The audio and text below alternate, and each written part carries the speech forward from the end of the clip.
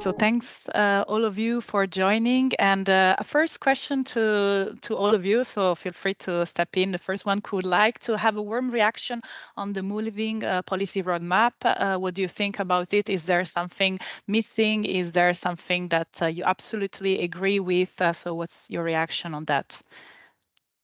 Maybe Guillaume? Sure, why not? Thank you for inviting me and give me the floor first. So my first reaction is congratulations for all this very interesting work, Mark, but also Dominique for the foresight exercise before and all the partners involved. To us, as a mountain lobby, we are, very, very happy to see that. I think we speak the same language. We totally share the same challenges. We very much like the bottom-up approach. I think that was. I think this is crucial to what moving is producing. My first reaction is good luck for packaging that in a few pages at the end of the project. This is very complex. Translating that into a simple language that the stakeholders would use, I think, I think this is the main challenge. So I think we're not seeing here the end of the road. The next few months would be very, very challenging, I guess, for you guys. But I think this is what is important, that to turn all this very well thought methodology into a clear packaged product. So yeah, that's my first reaction. And if I can respond to that, yes, I mean, absolutely, this is a fundamental issue. So, because, we're in that very interesting place, which is, the science, policy, society interface. So, we're approaching that place with all of this body of evidence behind us, and lots of it. We have lots of interesting and creative ideas, and it's a very, it's a very nice process that we're going through. But and we will produce, obviously, the report, the deliverable. We're a project, so we produce that big document which is submitted to the commission, and that's it. But then the next step, as you say, is how on earth do we then translate this into something which is understandable and meaningful in the context of our stakeholders? And that's really the challenge, because, as has been highlighted already, it's their lack of access to readily understandable information and clear concepts, which is so hampering, which is so disempowering our mountain stakeholders, and of course many other rural stakeholders as well. And that's a challenge to overcome. So thanks for your feedback. And I see that Michael is agreeing, so I would like to move the same question to you back. Michael, what's your reaction on the roadmap? And happy to hear your view on that. Thank you very much. I think it was very comprehensive, and I've been talking about rural areas, or let's say sparsely populated areas, a lot in recent years, and I do think that mountainous areas are in this category most of the time. They do face additional challenges, and I think that's what you highlighted really well. And I think just coming back to what Marcus just said, if you produce a document afterwards, don't only look at the stakeholders, but also look at, let's say, the target group on an EU level. And if you want to address members of European Parliament, and since that's what we are doing a lot, we get the documents from the Commission, and sometimes it's a bit of like this specific type of language that's being used in Brussels.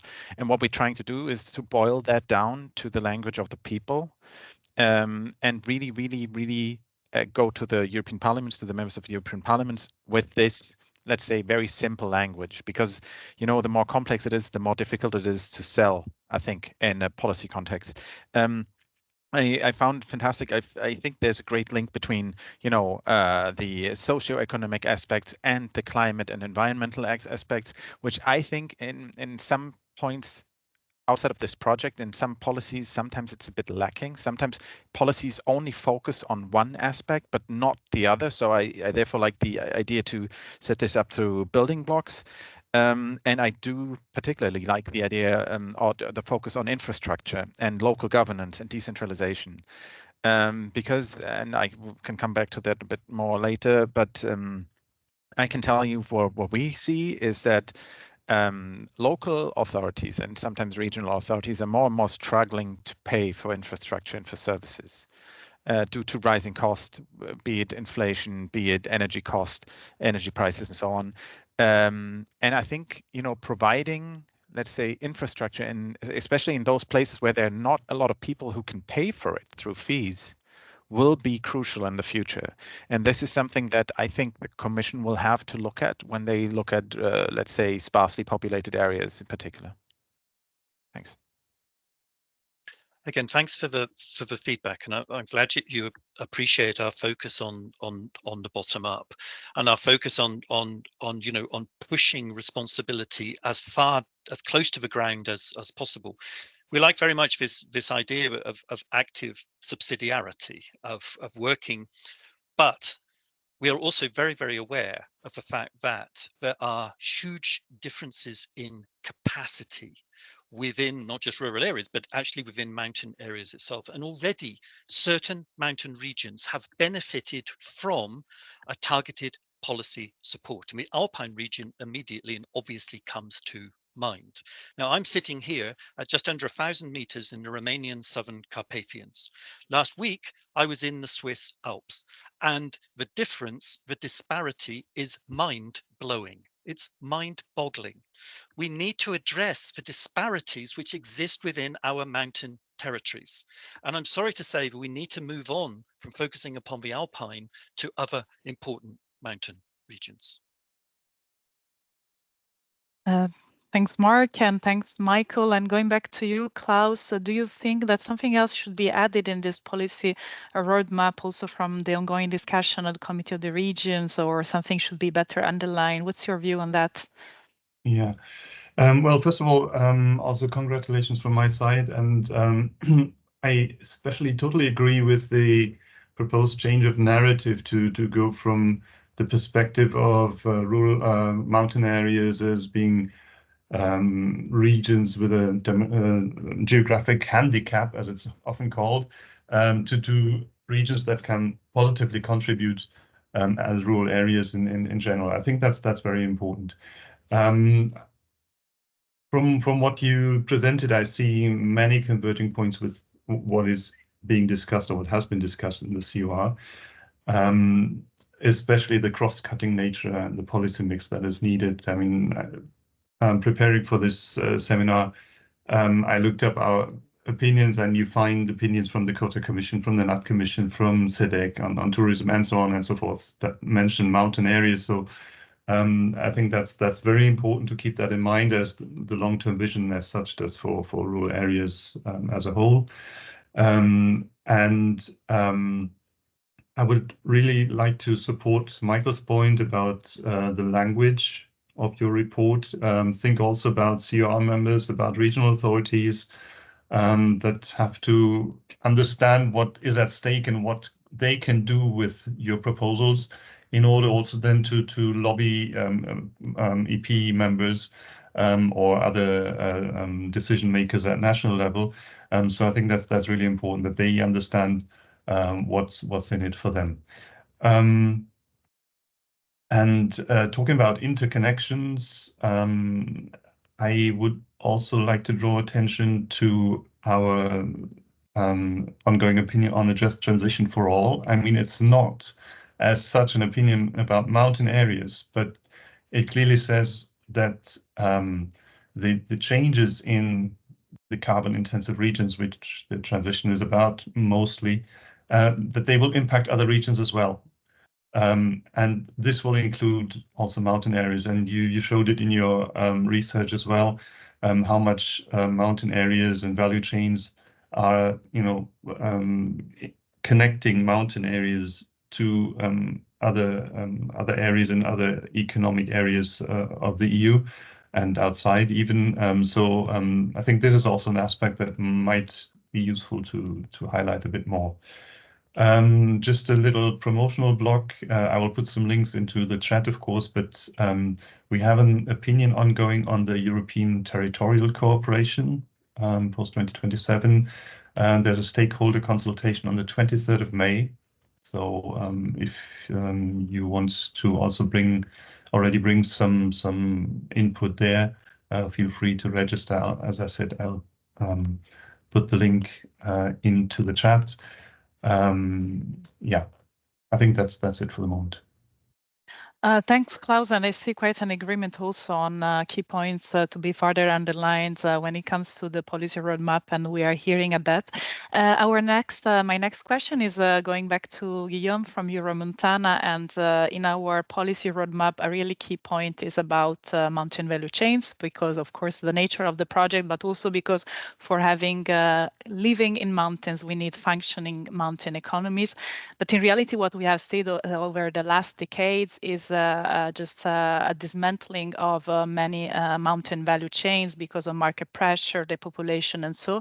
So having your view on how policies have been dealing with this and whether there have been big errors that led to this situation. Yeah, this is my question. Like, have policies failed to recognize and revert this trend, and what big errors were made according to you, perhaps?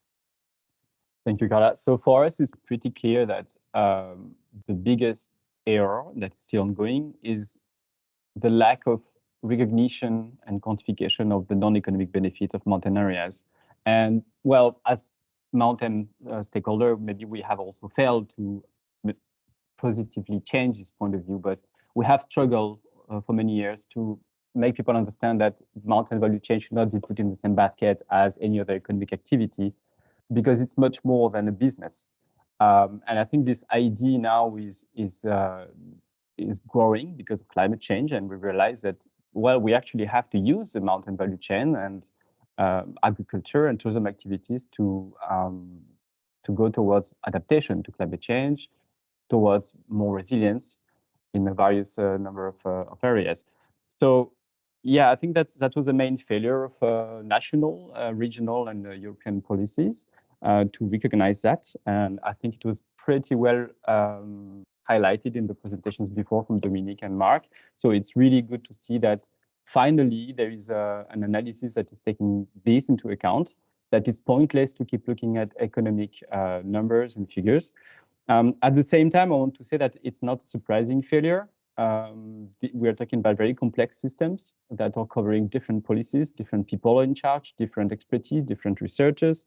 So it's really important to have projects like Moving, but also many others that are helping build this knowledge. Sometimes we are really talking about non-tangible benefits that may have very indirect impacts on the development of mountains, but it's important to keep digging, and that we don't just look into new species of trees, forestry, or how many tourists you want to welcome in your mountain, but really look at the culture, the tradition, and how it helps, how it motivates people to want to live there. And when people live in the mountain, they will be also themselves maintaining the value chains. So it's I think we're getting closer to a more positive cycle, but we need to escape from this vicious cycle of looking at the economic output before anything else. I think that was the main issue. And just to name one example of EU policymaking where things have been lacking, in the CAP, of course, there is not a specific branch of the CAP for the mountain. Mountains are taken into account to some degree, but there is room for improvement. In the promotion policy, however, it's not adapted to mountain products in a way that it's more targeted toward bigger producers. The mountain produce quality scheme is not really, highlighted and promoted. So here again, I think there are some tools, but they are underused for mountains. One positive note, however, is the cohesion policy. We have seen very positive progress over the years. Not perfect still. We have something to say about that maybe later. But we are very happy to see that there is this more territory-based approach that is taking hold. So yeah, things are progressing positively. Thanks, Guillaume, and for bringing indeed also towards the discussion of moving just from economic benefits related to mountain value chains to also not economic benefits, which are very important, though they're difficulty to be estimated, which is indeed like a big barrier when it comes to that. And therefore, I would like to go to Klaus from the European Committee of the Region, that committee, which perhaps could have an idea, and asking you, so how can we integrate, according to you, not economic benefits of mountains into post-2027 policies based on your own view, and at what level? So if you could also provide some avenues of that. Ooh, that's a tricky question. Well, I mean, in general, of course, we think that cohesion policies is one of the key policies to support these things. The CAP as well was mentioned. But we also did a very interesting opinion on rural areas and cultural policies and how to promote cultural policies there. And I think that could be an interesting aspect as well. And this opinion also highlights the specific use of cultural activities and heritage as drivers for social cohesion and quality of life in rural areas. So looking then beyond cohesion policy, but maybe more into these types of policies could also be useful. So again, important to look beyond the usual suspects, maybe in the EU policies. Definitely, and having this cross-cutting approach that we were calling for. And therefore, going back to Michael, because in fact, you are representing your network, you're representing thousands of small municipalities, including mountainous one, etc. And going back to what are, according to you, the gaps in terms of public funding, in terms of empowering local communities that should be addressed? Thank you. So first, I just wanted to tell you there was a study conducted on behalf of the Regi Committee in the European Parliament on the distribution of cohesion funding between urban and rural areas, and by rural I mean sparsely populated areas. And it came to it published a result that is 3 times the money went into urban areas compared to rural areas, even given Article 174 of the Treaty of the Functioning of the European Union that says priority should be given to rural areas. And we were actually, after this study was published, we talked to stakeholders, we talked to our members, and we found that a lot of them said that the funding priorities are sometimes not really in line with the needs of the rural areas, of the sparsely populated areas. And that makes it difficult for them to apply for funding. I can tell you for me, there was one problem, and I know the colleagues from DG Agri will have heard this before, but I'll still mention it. A long time ago, before the long-term vision for rural areas, and I recognize that it has changed quite a bit. I remember I wanted to go to DG Regio to talk to them about structural funding for rural areas. And they said, oh, but we're not the right people to talk to. We don't do rural areas. And then I went to DG Agri and I said, so I wanted to talk about the same thing. And they said, oh, but we're not the right people to talk to because we're not doing structural policies. So I think there's a bit of a, let's say, a gap. I know that it's DG Agri has been trying to close that, and DG Regio has worked on closing that. But I still think there's a bit of, and you can still see it in the funding priorities. For example, ERDF funds sustainable urban transport. And I don't understand why it's not sustainable transport, because most of the time in bigger cities and bigger centers, I understand that there's more CO2 emissions, but it's easier for them to finance it because there are more users paying for it. Where it's really, really hard to finance public transport is in less densely populated areas. And I think there the focus should be. And often small municipalities, and I think it's the same, small players anyway, it's not only municipalities, are overwhelmed with the procedures, with the application procedures. Bigger players, companies, bigger cities, they have departments dealing with funding procedures. And I have discussed with Regio a lot of the time about capacity building, and I think capacity building is a fantastic idea. But just to give you an example from Germany, we have 11,000 municipalities. Providing capacity building funds to 11,000 municipalities is, in my opinion, not efficient. What we could do is just make the rules less complex to make it easier for these small players to apply. And then I just wanted to say I loved the better regulation. I loved rural proofing being included in the better regulation toolbox. I think that's a fantastic thing. And I just wanted to say, actually, coming back to the last point, maybe there would also be an opportunity to discuss the do no harm to cohesion principle in this aspect, because it's also part of the rural proofing. If you regulate something and it affects rural areas in a different way than it would affect urban centers, then it does harm to cohesion in some regards. So this would be one thing, and the other thing would be, and that's also mentioned in the cohesion report and in the high-level groups report, the regions and development traps. That is also something that we are actually looking at in terms of densely populated, less densely populated areas, because what we found that not in Germany but in other places, the metropolitan areas thrive, and the surrounding less densely populated areas do not.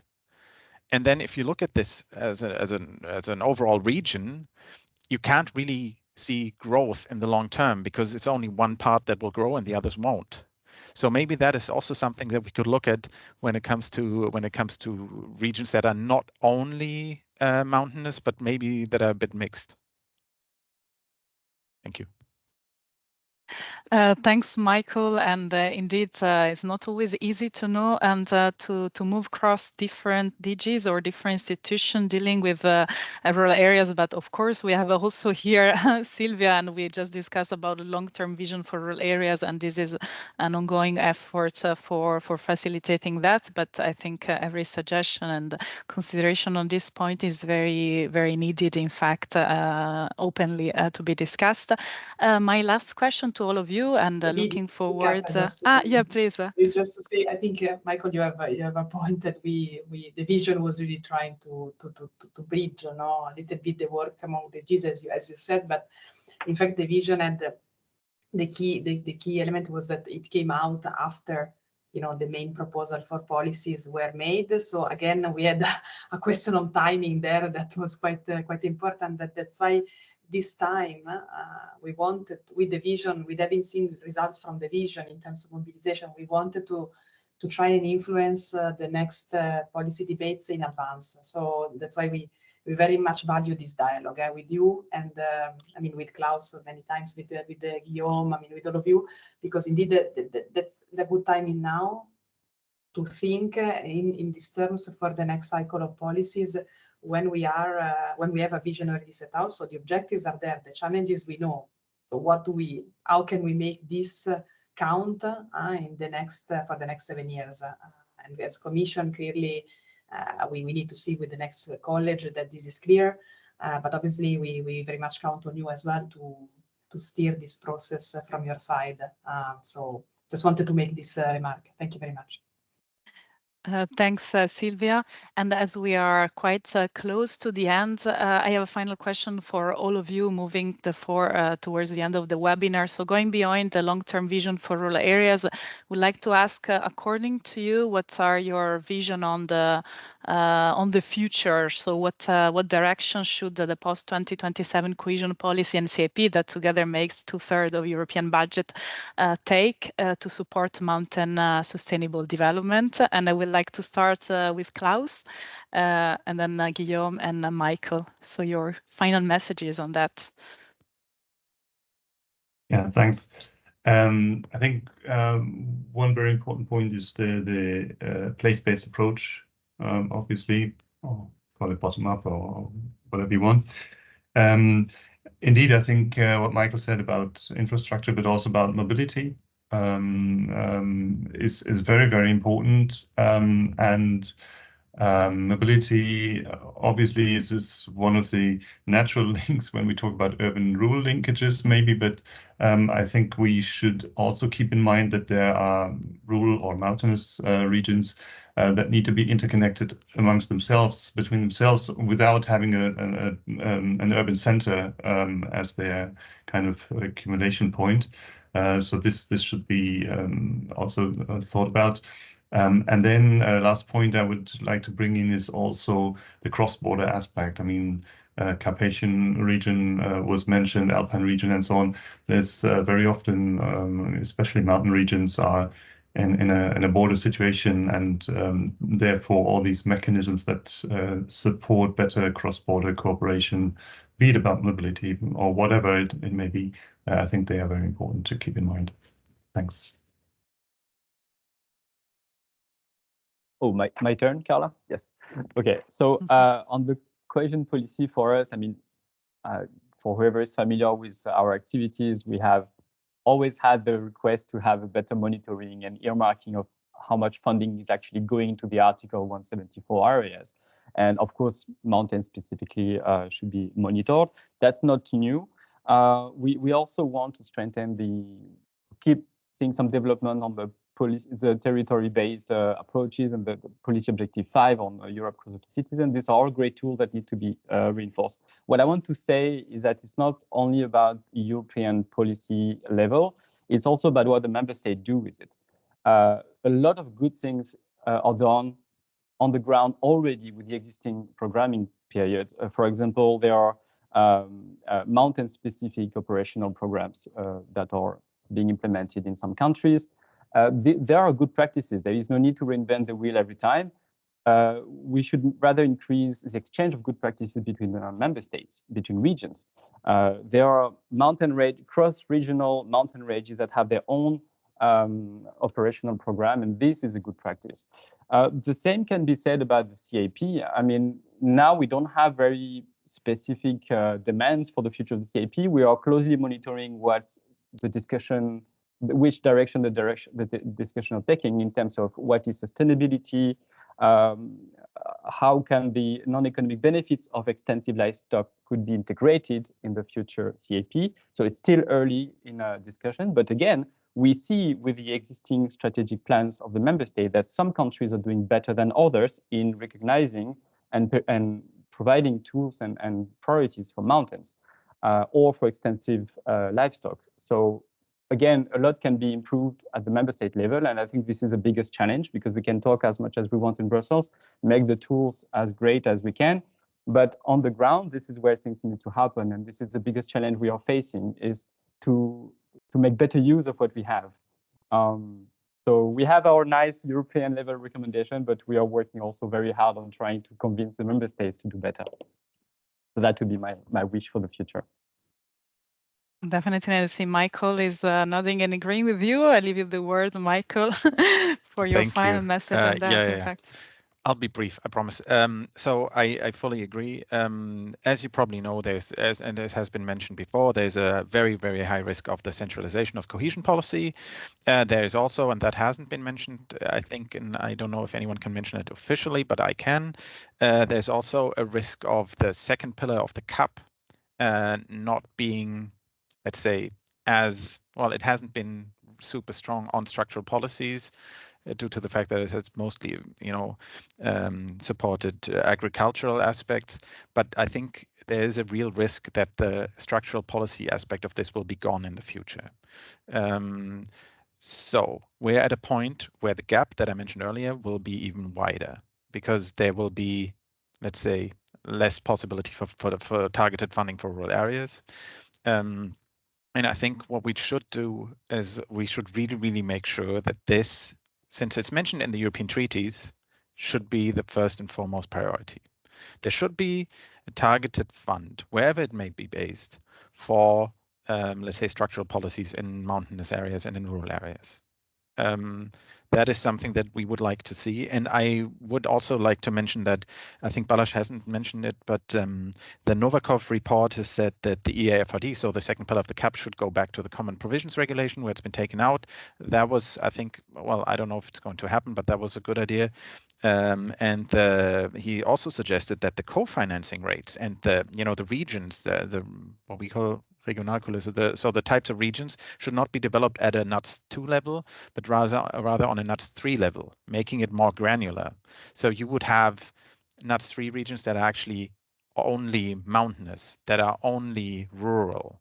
And that would actually help with distributing the funds according to the actual needs. Thanks. Thanks a lot, Michael, indeed, for also touching upon these final points, which indeed are into the discussion in Brussels, but have real effects then on the future of those policies and how eventually budget would be allocated and distributed. But yeah, thanks for bringing those up. And again, thanks to all of you participating in this roundtable and this webinar. Moving is going to go and move forward, finalizing the policy roadmap, policy recommendation, and presenting during our final project conference in June in Brussels. But of course, this discussion move beyond the moving projects, and therefore, please get engaged with European institutions and with different avenues to make your voice being heard.